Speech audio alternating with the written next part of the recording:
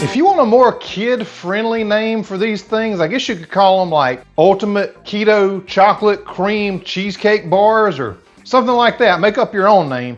But they call this thing sex in a pan. And after you have one bite of it, you'll know exactly why. I'm talking about 4 awesome layers. A buttery chocolate crust layer, a silky pudding layer, a whipped cheesecake layer, and mountains of vanilla cream right on top. I mean, tell me that don't sound delicious. You can make this thing completely no bake if you want to, but if you want to kick it up to the next level, I'll show you what to do to the crust to make it just that. And I'm going to give you the secret. One simple ingredient is going to make the chocolate layer taste like it came out of a dessert shop in Paris or wherever else in the world they make great desserts. But it's going to be keto or low carb, depending on how much you eat. So by the end of this video, you'll have not only the most dangerous desserts you can keep in your fridge, and even non-keto people are going to absolutely fall in love with it.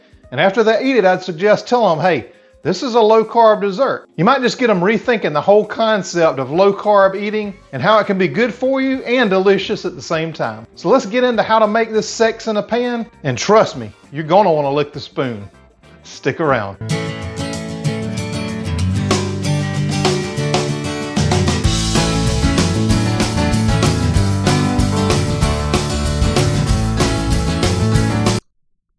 And listen, I'm going to tell you one thing. Old Yeller is going to get a workout today. So the first thing we're going to make is the crust layer. So I'm going to go in with 1.5 cups of almond flour. And listen, if you're new here, you don't have to worry about weighing anything. I make my recipes to be real forgiving, so you got to work hard to mess them up. And then to that, I'm going to add in 3 tablespoons of a black cocoa powder. Now, if you've never had a black cocoa powder, this stuff tastes like an Oreo cookie. And so please let people know, once they have this dessert, that this should not be the basis for your keto diet. But if you need a good treat every once in a while to keep you on track, this is the ticket. Next, I'm going in with 1/4 cup of my powdered sweetener. You can use your favorite keto or low carb sweetener also, but I'll put a link in the description and up in the corner there for my version, because if you make this, it just saves you a bunch of money. It's about half the price of buying it already bagged up. I'm gonna go in with about 1/4 teaspoon of salt. I'm going in with 1/4 cup or 4 tablespoons of melted butter and a full tablespoon of some of that beaver-free vanilla extract. If you don't know about that beaver-free, Google it. Or don't. I would recommend you don't. It's more of a joke than anything, but it used to be no joke. So I'm just going to combine all this together, let this absorb up all that butter. I'll be right back to show you what to do next.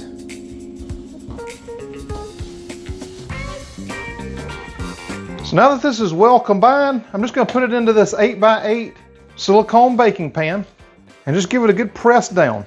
Now you can totally do this no bake if you want to, but I'm going to throw it in the oven at 350 degrees for 10 or 12 minutes and get it firmed up nice.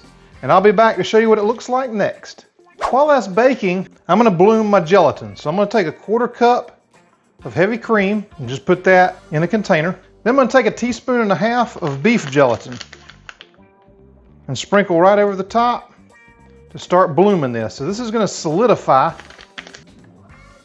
and give the next layer its texture. Now this is what I'm using. You can find this at Walmart, but I'll always put links down below to ones you can find on Amazon too, if it's not convenient for you to get it near you.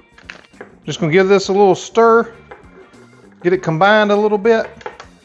And once that crust is done, we can move on to the next step. So I just took this crust out of the oven and it needs to cool completely before we do anything with it. I'm gonna set this to the side and show you the next step. So now to a saucepan, I'm going to add in 1 3/4 cups of heavy cream. So we're using 2 cups total. Going in with 1/4 cup of this powdered sweetener and 1/3 cup of just regular cocoa powder. Now you can use the black cocoa if you want to, but I think this combination of chocolates makes it even better. About 1/4 teaspoon of salt and about another teaspoon of vanilla extract. I'm just going to whisk this all together and I'm going to bring it up Not to a boil, but to a nice simmer. And if you want to get real crazy with it, throw in about 1 ounce of some unsweetened baking chocolate and let that get all happy in there too. That's totally optional, but if you want the ultimate chocolate flavor, that's it. Once this comes up to temperature and that chocolate's melted, I'll show you what to do next. So now that this is warm, I'm going to take the bloomed gelatin, put that right in here, and I'm going to whisk it up until it gets really well combined. So now that that's all combined, I'm going to take it off the heat and I'm going to transfer it into this bowl. So I'm going to put this in the fridge for anywhere between 1.5 hours to a couple hours. Just check it maybe about every half hour and make sure it gets to this consistency. I've got a block of cream cheese. Now you don't need the 2-pack. You only need a 1-pack or 8 ounces. Now I've had this sitting out at room temperature. I'm gonna put it right in there, and if you don't have time to set it out at room temperature, just throw it in the microwave for about 30 seconds. And it'll be nice and creamy just like that. And you should definitely taste it just to make sure you're not giving anybody any bad cream cheese. Now to that, I'm gonna add in 1/3 cup of my powdered sweetener and about another teaspoon of that beaver-free vanilla. Now I'm gonna mix this all together until it gets nice and creamy and well combined and nice and fluffy. And I'll show you what that looks like in just a second. Now once that's beat up pretty good and combined, I'm going in with 1/2 cup of cold heavy cream. The reason I combine that cream cheese first, I don't want this to turn into a big butter mixture, so now I'm going to go in and combine it all together until it's a nice cheesecakey consistency. So now my crust has cooled all the way and this is done. So I'm just going to taste it and make sure it's all right. Oh yeah. And I'm just going to spread this right over the top of this crust. I just put that pudding in the fridge, so I'm going to add this into the fridge also once I get it all spread out. We'll let everything cool together and I'll show you what to do next.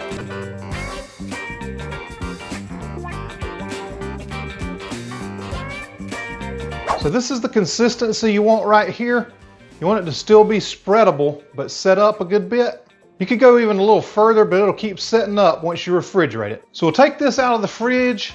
It's nice and set up already. And then I'm gonna pour this right over the top. Oh man, I'm telling you, it's all I can do not to eat this right now. And now we gotta put this back in the fridge, let this continue to set up, and we'll go on to the last and final step. And truly, the waiting is the hardest part. I'll be back as soon as this is set. The last layer is super simple. It's just a whipped cream layer. So I'm just gonna start out with 1 cup of heavy cream, throw that right into Old Yeller, 3 tablespoons of the powdered sweetener, and then about a teaspoon of some more beaver free. I'm gonna whip this to stiff peaks and I'll be right back to show you what it looks like. Now when I tell you stiff peaks, this is what I mean by that.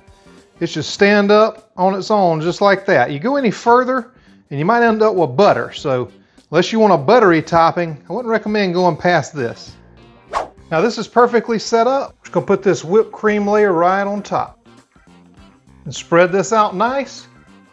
And I'll show you how to finish it. Then you can just finish it up with a little bit of shaved chocolate. So I'm using this same baking chocolate that I used earlier. Or you can throw chocolate chips on there, you can put syrup on there, whatever you want. Just make it look as pretty or as not pretty as you want. Now the hard part, you gotta put this back in the fridge for a couple hours, let it finish firming up before you can eat it. So sorry about that, but oh well, gotta do it. After you've left this in the fridge, as long as you can stand it, it's time to scoop some out. I mean, look at that right there. Tell me this one's not gonna be a hit, unless it doesn't taste good, so let's try it. That is creamy, smooth, delicious, and everybody's gonna love it. If you want another not quite as chocolatey dessert that everybody will love, make sure you check out this one right here.